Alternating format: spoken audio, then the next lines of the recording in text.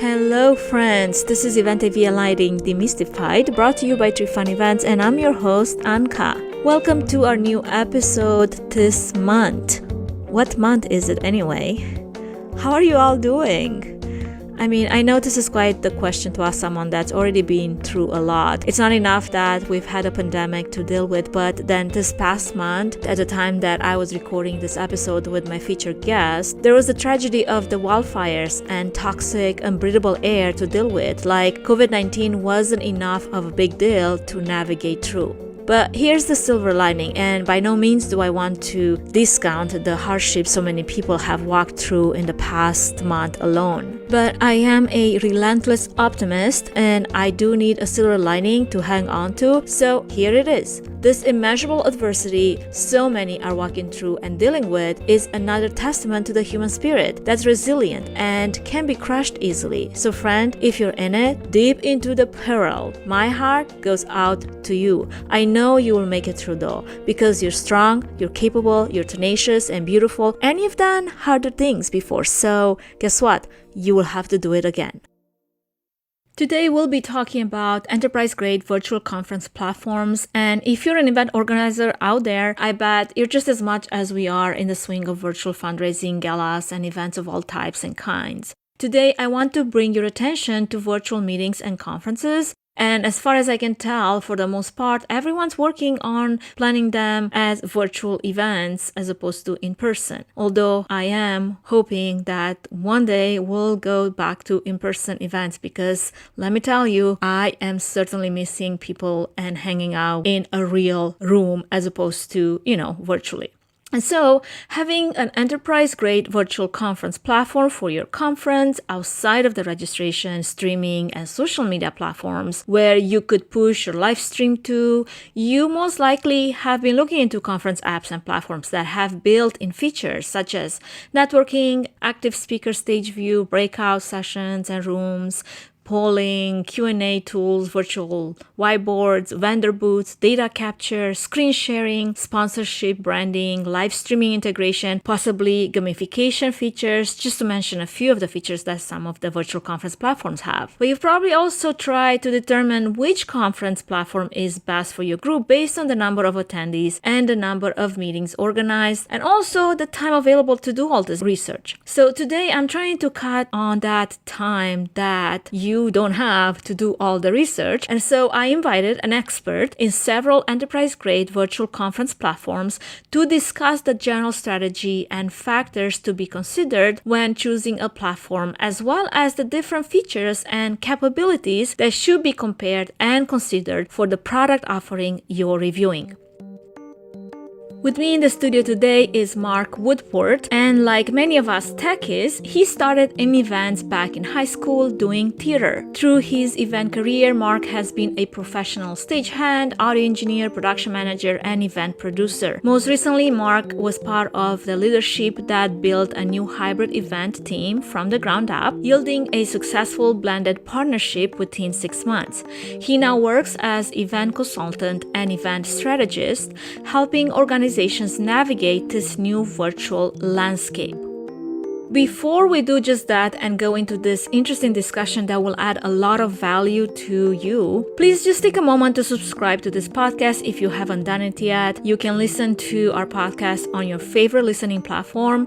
Feel free to screenshot the podcast, share it on social media, and tag us at 3fun_events to find more information about 3fun Events, our services, our in-person as well as virtual events, what our clients have to say about us, as well as tips and tricks of the trade. And also check out our blog, because we add constant content on our blog. I would love for you to join us at 3funevents.com, and that is TREEFANEVENTS.com. I welcome your feedback and suggestions via direct messaging on both Instagram, Facebook platforms, or email at podcast@3funevents.com. Welcome to the show. I'm so glad that you are able to meet me on the air. I wanted to ask you, how have you been navigating these murky waters? Hi, Anca. Thanks so much for having me. That's a really good question. It's been a challenge. I've seen a lot of my friends and colleagues lose their work, lose their businesses. But on that flip side, the exciting part is that there's been a lot of opportunity, especially in the virtual platforms. So, how are you keeping busy these days?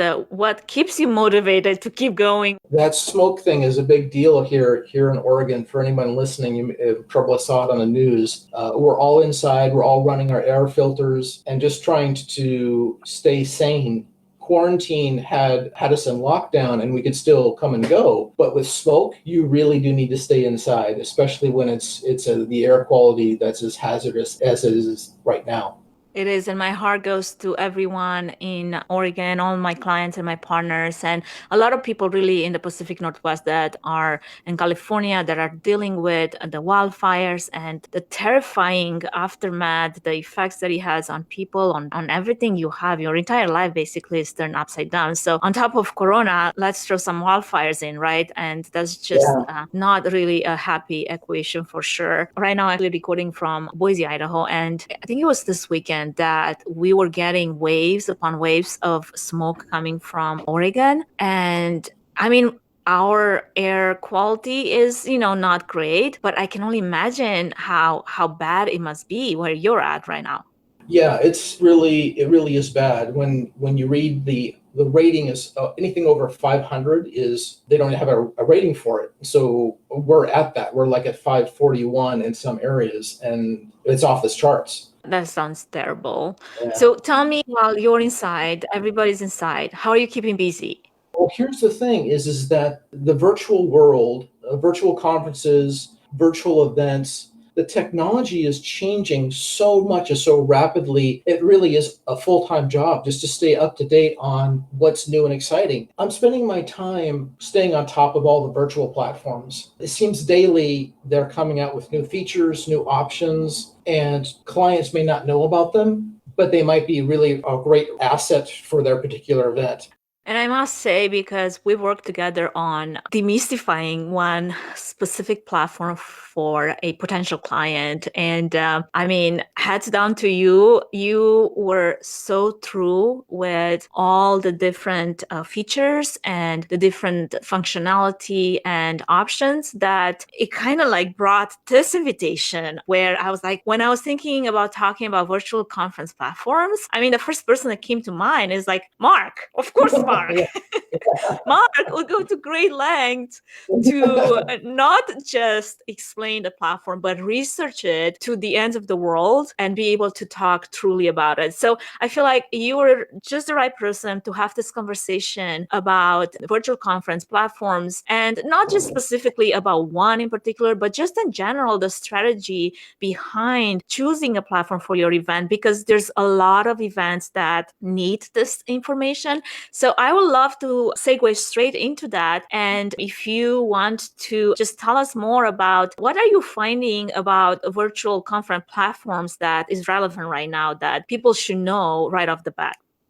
Well, I think the first thing is to distinguish between a virtual conference platform and the webinar. A virtual conference is designed for multiple people and one-way communication, where a webinar or a Zoom meeting is going to be more of an interactive platform. A virtual conference is that opportunity for sponsors. It's an opportunity for networking. It's an opportunity for speaker engagement, vendor booths. And what I'm finding is that it's important to understand that we're living in a technology world that is based in software. So whichever platform you decide to choose, there's going to be a learning curve. And it's not just a learning curve for you, it's the learning curve for your stakeholders, it's a learning curve for your guests. And that needs to be taken into consideration where they're at in that learning curve. So that leads to the time. How much time do the event organizers have to invest to learn all the features and the hurdles of an app? I feel it's important because if you take the time to invest in the app in terms of learning it or researching it or making sure it's the good fit for your event, you can really maximize the bells and whistles and also learn the gaps, such as incompatible browsers and devices.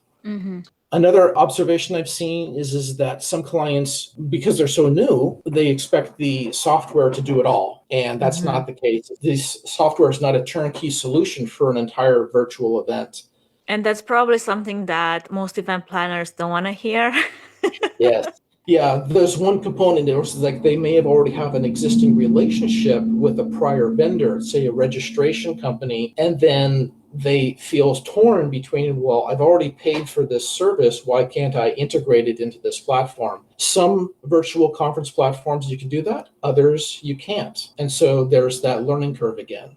Absolutely. So, say you are an event manager that has not walked this road before and now is assigned to organize a virtual event or virtual conference, and they don't even know where to start. I mean, you yourself said it does take time to research. There's so many platforms out there. There's so many good platforms out there. How do you pick the right one? So, do you have any recommendations for this person that is about to take on this task that feels overwhelming at best? So yeah, that's a really good question. The first answer most people have is like, well, I've got to find a platform and I've got to get the team people, I got to get a streaming provider, I got to get an event producer, I got to write a script. And all those are really valid questions and valid approaches. As an event strategist, my goal is to actually invite them to take a step back and focus on their strategy on why they're going virtual. Once they do that, once they start to shift their lens of perspective, you can expand your vision and open up possibilities. The second recommendation is leveraging your existing resources. In other words, you probably have people on your volunteer staff that might be able to contribute in some capacity, possibly as a chat moderator for your virtual conference. You can also leverage them to research options because there's so much to learn, and they might be able to determine best practices that fit well for your organization and for your conference. Personally, I believe every organization should be hiring a full-time or part-time tech that is their in-house resource for all things virtual. And I'm right there with you. Second that. It doesn't necessarily have to even be a tech person, but as somebody that's dedicated to learning and being proficient on all aspects of virtual for your organization. If you don't have that, my recommendation is to pay for the expertise. You step back and they start to learn, well, we need a registration, we need a streaming provider. What's our attendee experience? How do we manage the speakers? What is our backup plan for tech support? What about digital marketing? And if you're asking one person to do it all, to stay on top of all these moving pieces, it's simply too much for one individual. My recommendation is if you don't have the resources to do it in-house, whether it's a volunteer or a full or part-time position, build a relationship with a trusted event producer. When I say build a relationship, I mean find a person or a company that wants to help you succeed in your long-term event strategy. I emphasize this with every client. Having a tech-savvy person on your team is absolutely invaluable. You need someone who stays on top of industry developments, someone who can read between the lines of the marketing copy on websites and demos, and provide the impartial answers that empower you and your organization to make the best choice. I couldn't agree more. And we have similar backgrounds, although we do provide different services for our clients. But I think I'm going to have you write that promo for me because it's exactly what my clients need to hear. Yes, yeah. It's a challenge. I mean, everybody's in a different place. And some clients are like already there. They're already treating themselves as television producers and creating content accordingly, while others feel like they're deer in headlights and they simply don't know where to go next. Absolutely. I can see that in a lot of the conversations and the many video meetings that I have with prospective clients that we're working with on upcoming events, and I mean, the whole range, when it comes to a virtual event. So going back to the virtual conference platform and going back to this event organizer that is doing this for the very first time, what do you look for in a virtual conference platform? Yeah, that's a really good question because there's so many out there. One thing I look for is how intuitive the dashboard is. Does the company have timely support? Where does the company draw the line between software as service and leave me to do the rest? As you look underneath the hood of all the software, they pretty much all have a similar engine. They each have networking features, a video player, speaker stays, sessions, vendor booths, data capture, which is a big deal, sponsorship branding as well. So the distinction I look for is learning curve. How quickly can I get in the car and drive? This is not about me, but assessing how technically savvy my client's audience is. How much time and resources the client has to create a step-by-step instructions for their audience, for their guests, for their speakers, for their sponsors. So I imagine myself as the first-time user in any one of those perspectives and then prioritize the features accordingly. Unfortunately, some of these apps are like climbing into the cockpit of an airplane. You literally wonder which toggle to flip and what will it do. Some people have the time to have that training, and so it becomes easier to navigate. But does my client have that kind of bandwidth? Do their attendees? Do their speakers? It's not likely that they do. So my first benchmark for any virtual conference platform is how easy it is and how intuitive it is. I think that's hitting the nail on the head there, because even if you did have, say, bandwidth to spend that amount of time on research, is that really the best use of your time if you're an event organizer? If you have a lot on your plate that requires your attention, and even if you're drawn to the technical side and the research side, should you focus on that as opposed to on all the other responsibilities that you have in order to make sure that that event will be successful in the end? So going back to those virtual event platforms, in my niche, I work with a lot of nonprofits, and all of them are basically looking for a lot of value for the money that they're spending. With that in mind, what about cost when it comes to those virtual event platforms? Yeah, the cost is really kind of all over the map. So my first comment is to repeat that the many virtual conference platforms do not include registration or AV providers to stream pre-recorded content. Some of them include dedicated staff to help you, some of them don't. And this is why the cost varies so much. When they add those value-added services, then you can expect the bill to be a little bit higher. When I step back, I tried to provide a context between two extremes. If you're doing a virtual conference and you just want to start out, you could probably do it for under $1,000, and it would be you doing all of the pieces, and you could probably support 100 people. Again, that's with you taking ownership for each step along the way. On the flip side, you could take the extreme of, say, 15,000 attendees. A white label platform with dedicated support would fall around $22,000. And that's, just to be clear, that's just the conference software. And if you fall in between these two ranges, say an average 500-person conference, and you throw in a dedicated, experienced event organizer to manage details, some internal resources to delegate tasks, and a team to ensure everything works, specifically AV, you could probably pull it off for around $10,000 and maybe about 8 weeks of prep time. And I think you're being very generous there. Well, yeah, taking a step back, I'm always interested in trying to find the most bang for my buck for my clients as well. Absolutely. And so if we step back to the strategic thinking, if we understand what the goal is, then we can find the best technology to deliver the message at a cost-effective approach. Absolutely. So do you think the cost will go down? Do you think it'll go up? What is the landscape on that?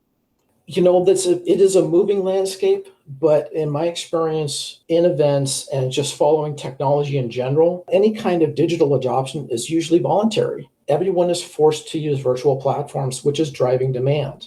So for the average consumer, economy of scale will probably lower the price or keep it free with advertising. But for anyone that really wants a killer virtual conference, they'll want an enterprise-grade platform that guarantees stability, data capture, networking, and all the other robust features that really engage the audience. And that comes with a cost. As organizers realize this, they'll turn to virtual experts who may or may not be available to help. What I'm observing is that some companies are already turning away clients, giving them pricing power. To save money, some event organizers may trim the level of production to skate by, but at a price of credibility. So what do I mean when I say credibility? I think of YouTubers. Only a few years ago, anybody could broadcast content and earn a living with a simple one-person broadcast in their kitchen. But if you look at the most successful YouTube influencers today, they have dedicated in-home studios, HD cameras, great lighting, custom set design, graphic overlays, and a tech team. And that all translates to the kind of polished production we are accustomed to seeing on television. And that buys credibility. I couldn't agree more. I mean, I sometimes get drawn into some of the YouTube shows that my son watches, and all I see is the production value that's been put into that. And I'm thinking for his sake, he dreams to be a YouTube star one day. I'm like, baby, this is way above your pay grade. And I cannot be drawn into this. Yeah, but you see that. I mean, it's almost like a subconscious thing is that our brains are wired for that additional level of production that we associate with authenticity and credibility. Whereas if you see, again, you see the lower quality production, it's like, hey, somebody else did this a lot better just yesterday at their virtual conference. Why am I having technical difficulties with you guys? Exactly. Right now, I think there's a lot of forgiveness, but in time, eventually that standard, that benchmark will raise to a degree. And when you raise the benchmark, that's going to include more specialists to close the gaps to make sure you deliver the best conference that you can. And that comes with a cost. Yeah, couldn't agree more on that. Which means that me and you, we will have a job forever, hopefully. Yes, yeah. So now that we are looking at this reality of virtual events, which has turned upside down the timetable for planning events, do you have any advice about the timing and the planning that it takes producing a virtual event using this virtual conference platform that we're talking about? Yeah, the first one is the default time period is 6 to 8 weeks. For whatever you're doing, 6 to 8 weeks is a good benchmark, but it does circle back to the learning curve and your resources and your budget. For example, I read a case study where a client shifted a 15,000 in-person event to a virtual conference in 3 days. They relied on 4 supply partners working around the clock, and the final bill was a little over $100,000. So it can be done. It has been done. But the sooner you start planning, assessing, strategizing, the less it will cost. Yes. And the 6 to 8 weeks, that is when they hire Mark to manage the platform because I'm working on virtual conferences that are not scheduled to happen until end of February and March. So really we're looking at months in advance just because of this learning curve that you have mentioned. If you do not have a professional on your side to take a lot of that burden, you as an event organizer, you will have to give yourself plenty of time aside from all the other responsibilities that you already have. Absolutely. Yes, absolutely. So, do you see a clear winner in this virtual event platform space? Yes and no. That's an answer that I look for because I want to know. I want to be ahead of the curve. I want to be able to offer that answer to my clients to say, this is the best slam dunk service for you in this situation. But right now, there's not a clear winner. And my observation is there probably won't be. The long-term winners will be the ones with the shortest learning curve and the most intuitive dashboards for the end users. And it will always come back to that end user. So I recommend hand-holding and white glove treatment at every step, no matter which app you choose. But those that have the intuitive platforms are currently finding support from venture capitalists on Wall Street to fuel their rapid growth. It is way too early to tell, but my sense tells me there will probably never be a real clear winner. This is software we're talking about. You could eventually find yourself in a debate similar between PCs and Mac users, where one says this is better for this purpose, and the other one say, well, this is better for this purpose. But when it comes to virtual conferences, it circles back to the technology supporting the needs of the event first. If you choose the technology first, you will find yourself searching for workarounds to accomplish your goals. Say, for example, you choose a platform because everybody's using it or it's cost effective. And then 2 weeks into investing your time and resources, you discover that you really need a networking feature, which this platform doesn't provide. So if we follow the advice of Simon Sinek and we start with why, then we get answers to help us determine the best platform that accomplishes the mission of the event. After that, it's simply personal preference and budget. Absolutely. So, funny story, when I was in high school, I was obsessed with Latin. Now, Romanian is a Latin language, therefore, that's where the connection is coming from. And there's this phrase that I was used a lot in my Latin classes, which was, I hope I'm not going to butcher it because obviously it's been a while, Centeris paribus, all things being equal, all things considered equal. It just popped into my mind as you were talking about all these elements of who's the winner when it comes to virtual event platforms. So, all things being equal, how would you choose the right one for you? Wow. I think I have to defer to the client at that point to make sure that I understood what they're looking for, what they're looking to accomplish in their conference or their virtual event, to determine what their strategy is, what their end goal is, what they want the end user experience to be, is going to really help determine which platform we choose. The other challenge is that the trend is moving really quickly. But all things being equal, I use two different metrics, several different metrics actually, but one that comes to mind right now is the number of people they're hiring. So take, for example, a company that's hiring 22 people, while another virtual event software platform is hiring 4. So on one level, the open positions of 22 people for one organization is obviously the company is growing exponentially to keep up with demand, and that translates into confidence that others are finding value in the app. It's not a slam dunk indicator, but it's something to consider. Another metric is integration of other software. If a client has already purchased or subscribed to another platform and they've invested dollars, they might want to try to integrate other platforms into their virtual conference platform. So that's another key in terms of deciding, all things being equal, how would I go about choosing one? Those are a couple of factors. Absolutely. Side note, if anybody is hearing a mower in the background, that is not me. I am not also trying to mow the lawn while recording this podcast. It's just my neighbor over here. So, yeah, we're going to have to put up with that. Just moving on smoothly into the next question, totally ignoring that there's a super loud lawnmower that's going to take my head off here. For what it's worth, Anca, I'm not hearing it. Oh, really? Okay, then probably it's just me over amplifying it in my head because it's really loud. It's an occupational hazard of audio engineers. Absolutely. And I've had actually a few podcast recordings before where we had dogs, we had babies crying in the background. I mean, a mix of things that were just happening. Hey, welcome to our reality. This is what working from home looks like these days, you know? Absolutely. So, going to this question that popped up in my mind, with so many stakeholders and sponsors financially invested in the outcome of this virtual conference that an event organizer is working on, what really is the value in there for them? Like, why would they be invested in this virtual platform? Is there any value for sponsors?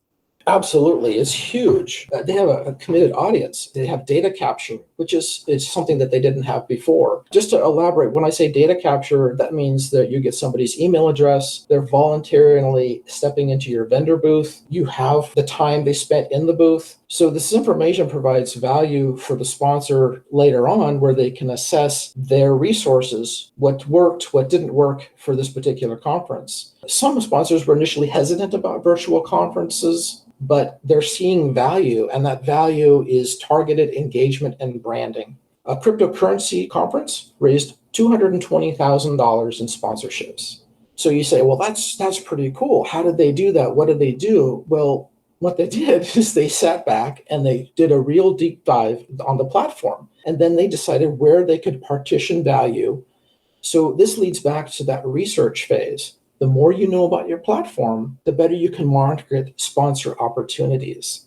And just like in real events, it is always best to have a dedicated sponsor rep, a single point of contact that can set each vendor up for success in the virtual world. Absolutely. I can see the value in that for sure. Now, moving from stakeholders and sponsors to the actual audience that is experiencing this virtual platform, how do you curate the experience so they feel supported in a virtual world that is basically played in their own living room? This is a great question, Anka. And I think it will always be something that's at the forefront of every event organizer's mind is how do you deliver and curate a great end user experience for your audience? So I recommend learning the software through their eyes. You stress test the app in a sandbox and you try to break it so you know its limitations, just like your audience might do. Then you write super detailed instructions and record videos on how to sign in, where to register, what button to click, which browser to use, all the little details that is going to curate that experience for that attendee. Some of the apps offer resources to help you customize instructions, or you can simply do a search and find what worked for others and build your own template from there. The next step to curate that audience experience and make sure that they're engaged is to simply reach out to them for input. It might be as simply a phone call or an email. Personally, I recommend a more intimate approach because I want them to feel like they're engaged with me, like I'm speaking to them as an individual. Like, what do you think? What do you really feel about that? Versus an email blast doing a survey. But that's a personal preference. The thing is that during this research, there's a huge possibility your audience has already seen or done something at another virtual conference. So ask your biggest fan what resonates, what seems silly or didn't come off well. This is community building 101, and it's kind of becoming a buzzword, but it's still a legitimate thing to consider. You don't have to do every suggestion that you hear from your guests or your attendees or your stakeholders, but hearing from them gives you a sample of what their perspective is and gives you the confidence to strategize on the options to explore and invest your dollars and time and resources. A word of warning, customizing your instructions and curating the end user experience can be a bit of work on the front end, but once done, can be recycled for the next conference, at least as long as you stick to the same conference app. Something to keep in mind. Certainly, I couldn't agree more. So, I want to talk a little bit about this ideal image of a superhuman event organizer that multitasks like crazy and can move from task to task with such an ease and a speed that's completely out of this world, when we all know that's not quite really the reality and the case, because we all must know our strengths and our weaknesses and basically just assign the right people to the right jobs, the right vendors, have the right partners, and all the volunteers that would support your event. So when it comes to a successful virtual conference, what are some job positions that are most critical that need to be filled? Yeah, I love that we all want to be the super rock star. We want to be the one that can pull the rabbit out of the hat every time and be accountable for each step of that event process. But those super event organizers get stressed when they try to do it all. And the virtual is a really tough thing to stay on top of. I always come back to this phrase, do what you do best, delegate everything else. One of the questions I will always ask a client is like, how much time do you really want to invest in this? Because it's going to take time. So if you don't have the time, if you don't have the resources, then delegate it and make that decision. When you're delegating, at least when it comes to a virtual conference, you want to think about who's writing the ad copy, who's designing the graphics, who's working with the sponsors, as I mentioned earlier. Is there a dedicated technical director? The answer is they are all critical. Every single position is critical. You think, in a nutshell, you're a television producer broadcasting live content that relies on bandwidth, browser compatibility, and the technical aptitude of your speakers and attendees. In my opinion, each component needs the white glove treatment. Since you don't know how much support each will need, I recommend assigning one person to each link in the chain. This way, when someone needs help, whether it's a speaker or a guest, there's someone there, a specialist, to help close the gap and help them. So not only will they feel supported, but you're going to deliver that end user experience that gives them that positive vibe, like, hey, these people are on top of this. They know what they're doing. For a smaller conference, they may not have the budget or resources. People can and do wear many hats. But there's going to be an expectation, just like if you pay $500 for a concert, there's a higher level that you're going to have a great experience versus spending $10 to go into the club. So understanding where picking those specialists to help fill those positions and close the gaps are going to deliver a great end user experience. So for me, every single job is important because every single job ties into that link. Yes, that is some great advice. And event planners and organizers, they need to do an inventory of their weaknesses and strengths and skills, and maybe listen to this part again and just pay attention. I mean, it would make your life easier. As much as we're all doers over here and want to do everything, the truth is you could do it all. It's just you can't do it all at once. So you have to pick the things that you should focus on first and foremost.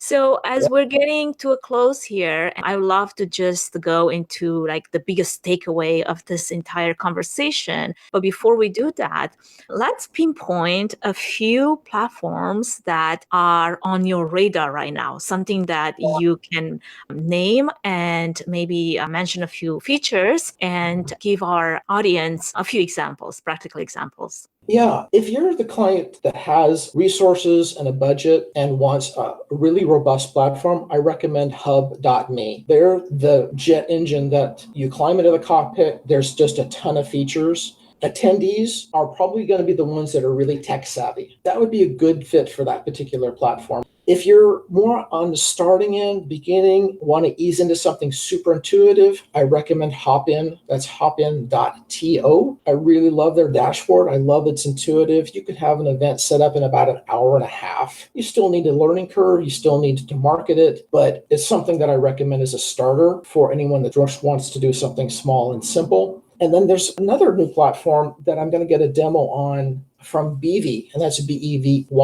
And the reason why I'm excited about them is that Bevy focuses on community. And so I'm anxious to see how they've built their virtual conference platform, because I feel it's going to end up being focused on the end user experience first.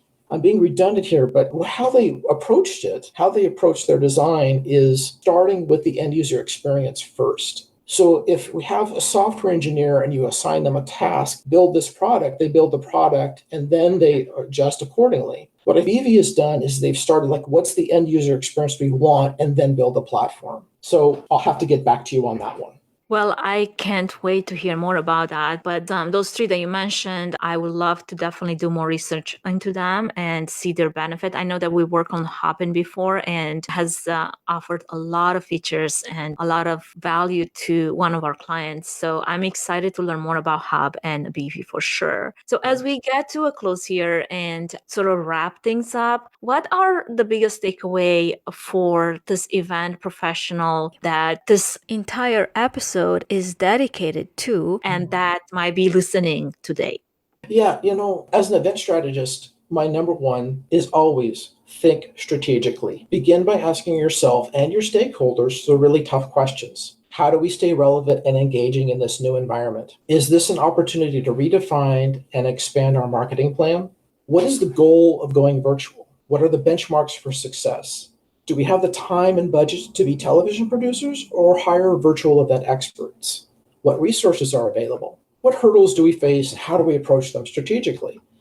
So these kind of questions are not event specific, but answering them in advance aligns everyone on your team with the direction and confidence to deliver the next tactical steps. And that is huge. Another takeaway I would offer is that once you pick a platform, stick with it for a while. The challenge is that you might hit a small technical error, or they may not give you the support on the front end, but learn from it. So you take, for example, how many meeting apps in the last 6 months have every single one of us used? Google Hangouts, MS Teams, Zoom, Skype, Facebook Live. And you start to think about all these different platforms which we all have to learn to navigate. Do you want to ask your guests and attendees to have to do that every time you skip from one platform to another? Once you find one, stick with it, give it a while, work with them, and see how it goes. The next takeaway is to really focus on the audience experience. I know there's a ton of ideas on how to keep your audience engaged. But for me, it's about mentally walking through every step of your event through their eyes. Remove any potential wrinkles and empower them by providing step-by-step instructions before the event and keep them engaged during the conference. The last takeaway is test everything days in advance. You may have heard the term table read in the television industry. Do this for your clients. Do a table read with the script over Zoom or any meeting platform with your team and do at least one technical dry run. Test all of your platforms, again, the day before the event. And if possible, have a pre-event social where attendees can register early and explore app features. That'll give you the confidence that everything is going to go well.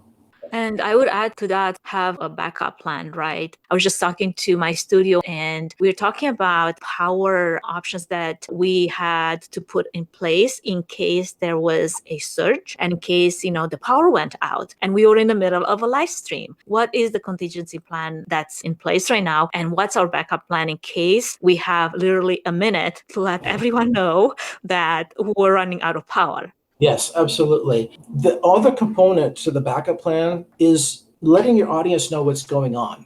That's important because if they're just sitting at home and they don't know that you're experiencing technical difficulties and you don't have a slide to pop up or a go-to video or even a mass text to all the attendees to say, hey, we just hit a little bit of glitch. We'll be back in 5 minutes. That is huge from an end user experience. So if you think about that as part of your backup plan, it's not just having the loop and the go-to slide, it's why you're doing it. Again, the strategy is what's the focus, and the focus to make sure that the end user has a great experience. Absolutely. Well, Mark, this was a lot of amazing information that was shared. I can't thank you enough for making time today, for your expertise, advice, recommendations, and everything that you share regarding virtual conference platforms. Before we conclude this episode, where can our audience find more about you and your services? Where can this event organizer professional get a hold of you to hire you for their virtual event platform research phase and learn about all the options that are there more specifically to their need? Yeah. You know what? I'm on LinkedIn, Mark Woodworth. Do a search. I'll pop up. You'll see me. And that's it. I really generally, among clients, are word of mouth. And I like it that way.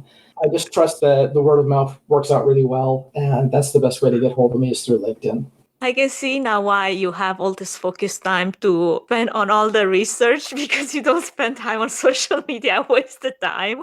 There's just so many choices. Technology gives you so many choices, it can be overwhelming. And kind of step back, one of the things we talked about is do what you do best, delegate everything else. It's not just about delegation, it's quality of life. And how do you want to spend your life? And I enjoy doing research. I enjoy this new technology. It engages me and it thrills me to be on the leading edge of something new. Marketing myself does not.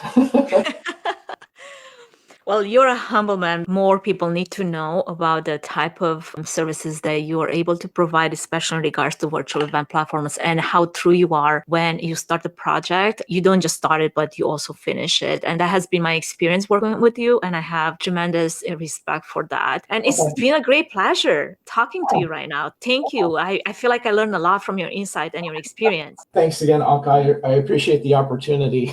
Well, thank you. All right. We'll talk soon. Okay, friends, this is it for today's episode. Thank you so much for listening. Now, in closing, I just want to touch briefly on one last platform because we didn't get a chance to talk about it. And it's probably worth mentioning that Cvent.com rolled out their virtual attendee hub on August for their Connect Virtual 2020 event. And Cvent offers scalable event services so you can go end to end with their help or pick services a la carte. A dedicated account manager will guide you through options, and it has a unique twist to data capture, which is their engagement scoring model, which delivers traditional metrics, but weighting can be customized based on your criteria. And don't forget to check out on hub.me, hopin.to, and bv.com. Those are the 3 enterprise-grade virtual conference platforms that we covered in today's episode. Thank you again for hanging with us on the air today. I do want to hear from you, so please leave me a comment if you found this interesting and helpful. And because you don't want to hear me sing again, you will reach me via email at podcast@trifunevents.com or via my Instagram account, messaging me directly at trifun_events, where you can learn more about what we do and how we are doing it and how can we help you during this time. So here's to safety and health. Until next time.